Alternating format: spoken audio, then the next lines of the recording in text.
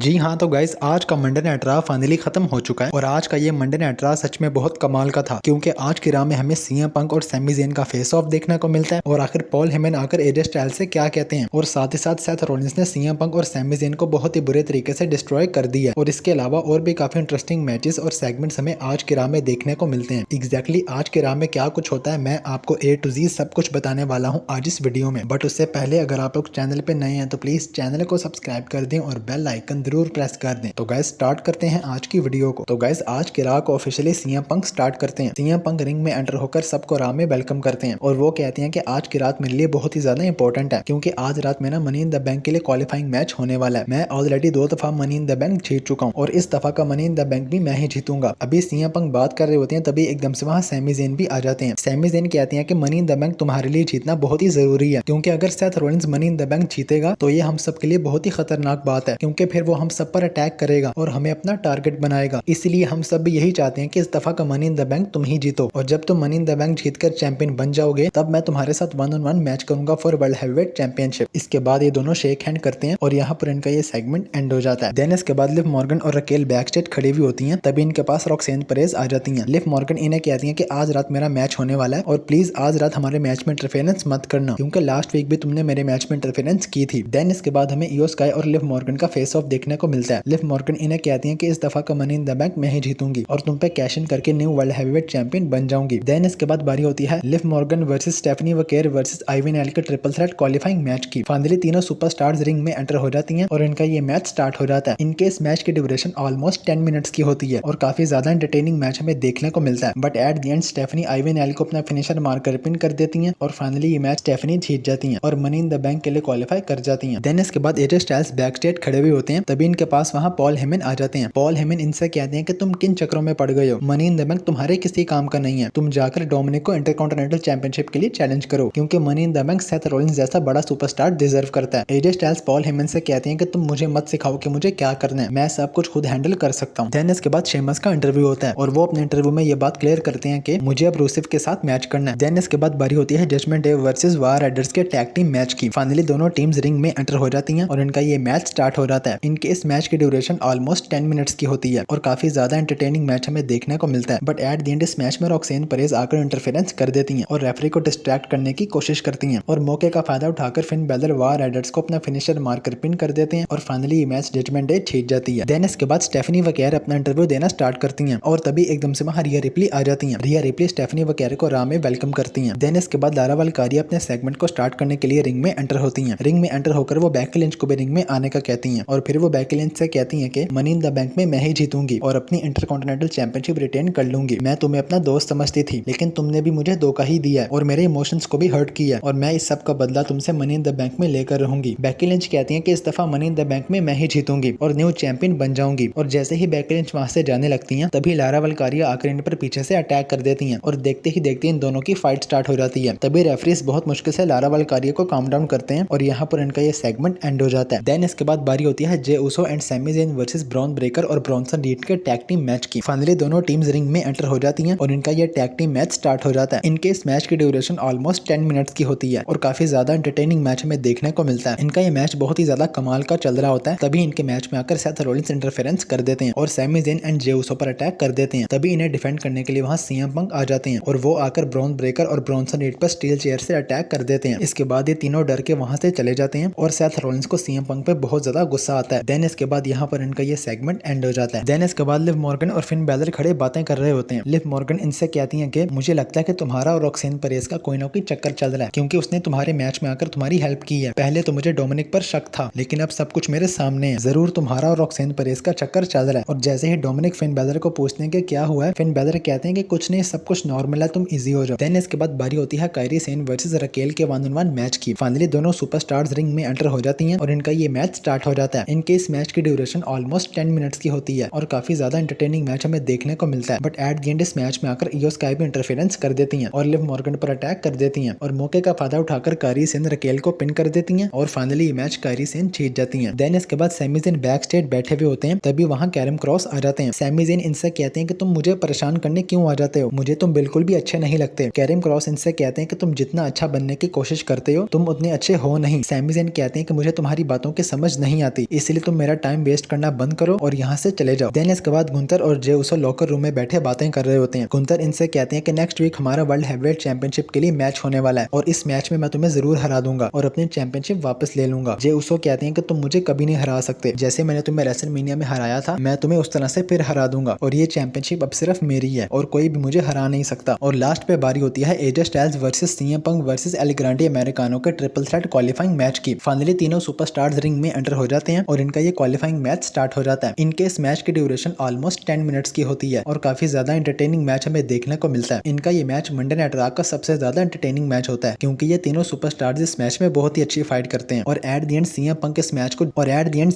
L Grande को अपना finisher मारकर पिन करने की कोशिश करते हैं। तभी इस मैच में आकर ब्रॉन ब्रेकर और ब्रॉन्सन रीड इंटरफेरेंस कर देते हैं और सीएम पंक को मारना शुरू हो जाते हैं। तभी एजे स्टाइल्स एल ग्रांडे को फिनोमिनल फोरआर्म मारने की कोशिश करते हैं लेकिन वो एजे स्टाइल्स को हेडबट मारकर पिन कर देते हैं और फाइनली मैच एल ग्रांडे जीत जाते हैं और मनी इन द बैंक के लिए क्वालिफाई कर जाते हैं। और तभी वहां सेथ रॉलिंस भी आ जाते हैं और वो आकर सीएम पंक को बहुत ही बुरे तरीके से मारना शुरू कर देते हैं और फिर ये तीनों मिलकर सैमी ज़ेन और जे उसो पर भी अटैक कर देते हैं। तभी ब्रॉन्सन रीड जे उसो को सोनामी मार देते हैं जिसके बाद जे उसो की हालत काफी ज्यादा खराब हो जाती है और फाइनली यहाँ पर मंडे नाइट रॉ एंड हो जाती है। आज की वीडियो में बस इतना ही। वीडियो अच्छी लगी हो तो प्लीज वीडियो को लाइक और चैनल को सब्सक्राइब करना मत भूलिएगा क्योंकि मैं WWE से related videos and news updates लाता रहता हूँ।